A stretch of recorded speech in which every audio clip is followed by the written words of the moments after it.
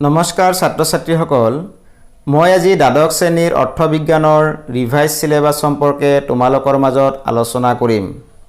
ছাত্ৰ ছাত্ৰীসকল, ইকনমিক্সৰ এ 50 নম্বৰ আৰু পাৰ্ট বি 50 মুঠ 100 নম্বৰৰ পৰীক্ষা অনুষ্ঠিত হ'ব। পাৰ্ট এৰ প্ৰথম অধ্যায়ৰ নাম হ'ল ইন্ট্ৰডাকশ্যন। ইয়াৰ পৰা নম্বৰ আহিব 4।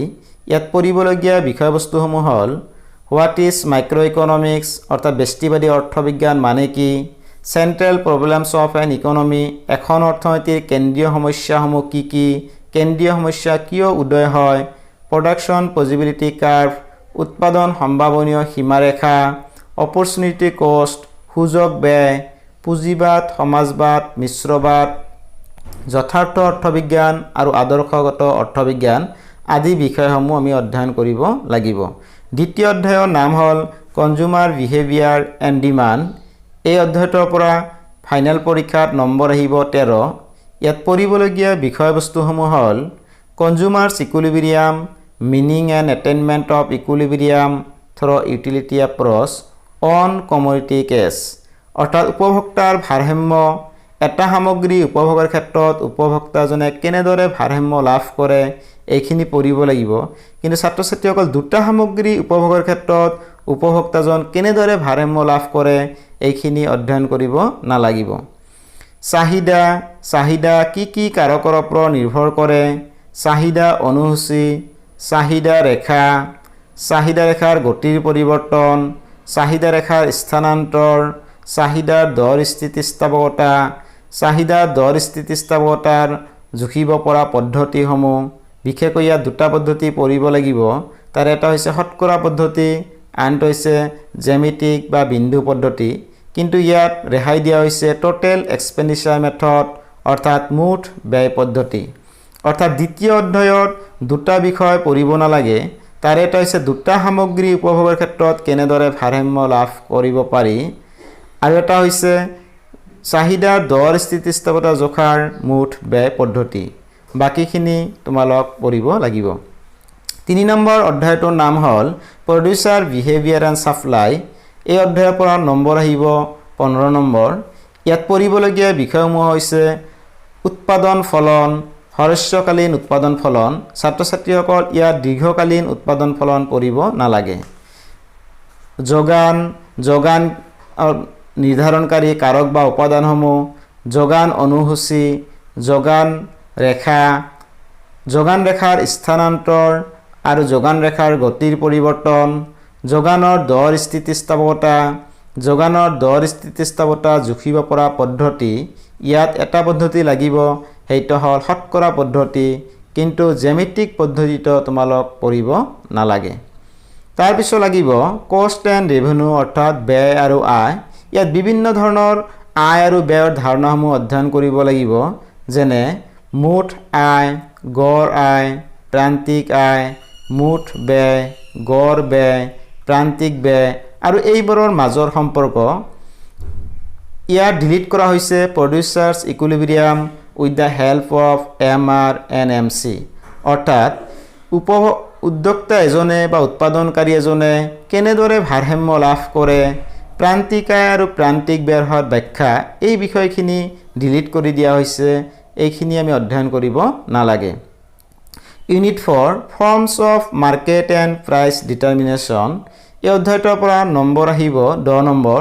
ইয়াত পঢ়িবলগীয়া বিষয়সমূহ হ'ল ফৰ্মছ অফ মাৰ্কেট অৰ্থাৎ বজাৰৰ গঠন, বজাৰৰ প্ৰকাৰসমূহ, পাৰফেক্ট কম্পিটিশ্যন অৰ্থাৎ পূৰ্ণ প্ৰতিযোগিতামূলক বজাৰ, মনোপলি মাৰ্কেট একচেটিয়া বজাৰ, মনোপলিষ্টিক কম্পিটিশ্যন একাধিকাৰ প্ৰতিযোগিতামূলক বজাৰ। এই বজাৰসমূহৰ অৰ্থ আৰু বজাৰসমূহৰ বৈশিষ্ট্যৰ বিষয়ে আমি অধ্যয়ন কৰিব লাগিব।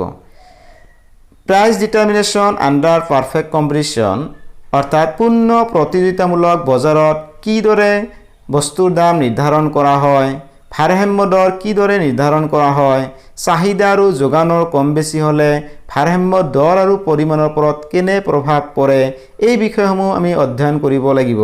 কিন্তু ইয়াত আমাক ৰেহাই দিয়া হৈছে অৰ্থাৎ price and output determination under monopoly and monopolistic competition market, অৰ্থাৎ একচেটিয়া আৰু একাধিকাৰ বজাৰত বস্তুৰ দাম আৰু পৰিমাণ নিৰ্ধাৰণ সম্পৰ্কে আমাৰ পঢ়িব নালাগে।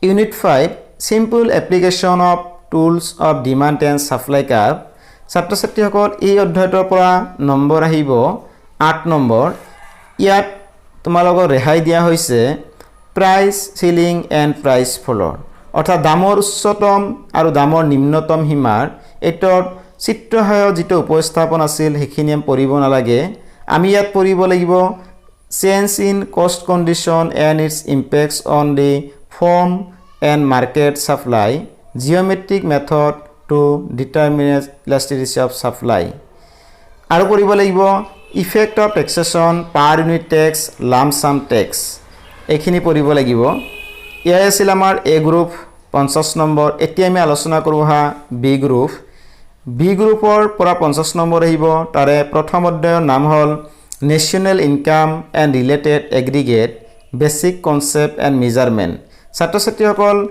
ইউনিট 6 পৰা নম্বৰ আহিব 15 ইয়াত পঢ়িবলগীয়া বিষয়সমূহ হৈছে ম্যাক্ৰো ইকনমিক্স মিনিং অৰ্থাৎ সমষ্টিবাদী অৰ্থবিজ্ঞান মানে কি সাৰ্কুলাৰ ফ্লো অফ ইনকাম আয়ৰ চক্ৰীয় প্ৰবাহ অৰ্থাৎ এখন দেশৰ জাতীয় আয় কিদৰে মোৰ পৰা তোমালৈ তোমাৰ পৰা মলৈ এনেদৰে চক্ৰীয়ভাৱে প্ৰবাহিত হৈ থাকে এই সম্পৰ্কে আলোচনা কৰিব লাগিব concepts of GDP GNP NDP NNP অৰ্থাৎ জাতীয় আয়ৰ লগত জড়িত বিভিন্ন ধাৰণাসমূহ আমি বিতংভাৱে অধ্যয়ন কৰিব লাগিব ছাত্ৰ ছাত্ৰীসকল ইয়াৰ পৰা আমাক ৰেহাই দিয়া হৈছে national disposable income private income personal disposable income measurement of national income value added method income method and expenditure method অৰ্থাৎ জাতীয় আয় কেনেদৰে জুখিব পৰা যায় সেই পদ্ধতি তিনিটা আমাক পঢ়িব নালাগে আৰু সৰু সৰু দুটা এটা কনসেপ্ট আমাক ইয়াৰ পৰা ৰেহাই দিয়া হৈছে unit 7 determination of income and employment unit 7 ৰ পৰা পৰীক্ষাত নম্বৰ আহিব 12 নম্বৰ ইয়াত পঢ়িবলগীয়া বিষয়সমূহ হল সামগ্ৰিক চাহিদা সামগ্ৰিক যোগান আৰু এইবাৰৰ উপাদান গড় উপভোগ প্ৰৱণতা গড় সঞ্চয় প্ৰৱণতা প্ৰান্তিক সঞ্চয় প্ৰৱণতা প্ৰান্তিক উপভোগ প্ৰৱণতা meaning of involuntary unemployment and full employment অৰ্থাৎ পূৰ্ণ নিয়োগ আৰু বিভিন্ন ধৰণৰ নিবনুৱা ধাৰণা সম্পৰ্কে আমি ইয়াত আলোচনা কৰিম determination of income and employment অৰ্থাৎ আয় আৰু নিয়োগ কিদৰে নিৰ্ধাৰণ কৰা হয় কনসেপ্ট অফ ইনভেষ্টমেন্ট মাল্টিপ্লেয়াৰ আৰু ইনভেষ্টমেন্ট মাল্টিপ্লেয়াৰ কিদৰে কাম কৰে এই সমূহ আমি পঢ়িব লাগিব ইয়াক আমাক ৰেহাই দিয়া হৈছে problems of access and ডিফিচিট demand অৰ্থাৎ অতিৰিক্ত চাহিদা আৰু চাহিদা নাটনি সমস্যা আৰু এই সমস্যাসমূহ কিদৰে দূৰ কৰিব পৰা যায় এই সমূহ আমি অধ্যয়ন কৰিব নালাগিব ইউনিট 8 মানি এণ্ড বেংকিং মুদ্ৰা আৰু বেংক ব্যৱস্থা এই অধ্যায়টোৰ পৰা নম্বৰ আহিব 8 নম্বৰ ইয়াত আমি পঢ়িব লাগিব মানি অৰ্থাৎ মুদ্ৰা মানে কি মুদ্ৰা কিদৰে উৎপত্তি হল মুদ্ৰাৰ কি কাৰ্য সম্পাদন কৰে কেন্দ্ৰীয় বেংক আৰু বাণিজ্যিক বেংক মানে কি এইবোৰৰ কাৰ্যাৱলী ছাত্ৰ ছাত্ৰীসকল মন কৰিবলগীয়া বিষয় যে কেন্দ্ৰীয় বেংকৰ এটা উল্লেখযোগ্য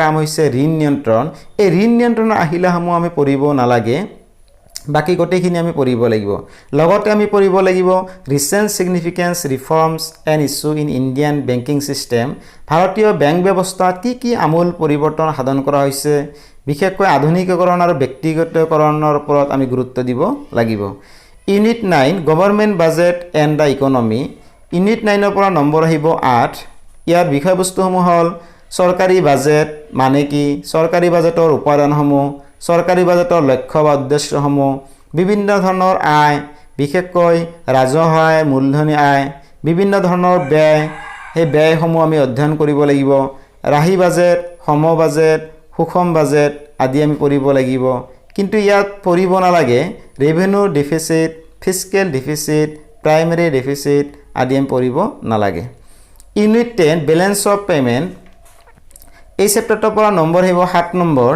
ইয়াত আমি পঢ়িব লাগিব balance of payment accounts meaning and components অৰ্থাৎ বেলেন্স অফ পেমেন্ট এখন দেশৰ লগত যে আন এখন দেশত লেনদেন হয় সেই লেনদেনসমূহ এটা বছৰত কিদৰে হিচাপ ৰখা হয় আৰু ইয়াৰ উপাদানসমূহ কি যোগ হয় কি বিয়োগ হয় ইত্যাদি সমূহ পঢ়িব লাগিব a brief analysis about recent exchange rate issue অৰ্থাৎ বিনিময় হাৰ নিৰ্ধাৰণৰ ক্ষেত্ৰত সাম্প্ৰতিক সময়ত বৰ্তমান সময়ত কি নীতি নিয়ম প্ৰযোজ্য কৰা হৈছে আৰু কি সমস্যা দেখা দিছে এইসমূহ আমি ইয়াত অধ্যয়ন কৰিব লাগিব। গতিকে ছাত্ৰ ছাত্ৰীসকল ইয়া আছিল আমাৰ বি গ্ৰুপ 50 নম্বৰ। এনেদৰে ইকনমিক্সৰ মুঠ 100 নম্বৰৰ পৰীক্ষা অনুষ্ঠিত হ'ব। আজি ভিডিঅ'টো ইমানতে সামৰিছোঁ। ধন্যবাদ।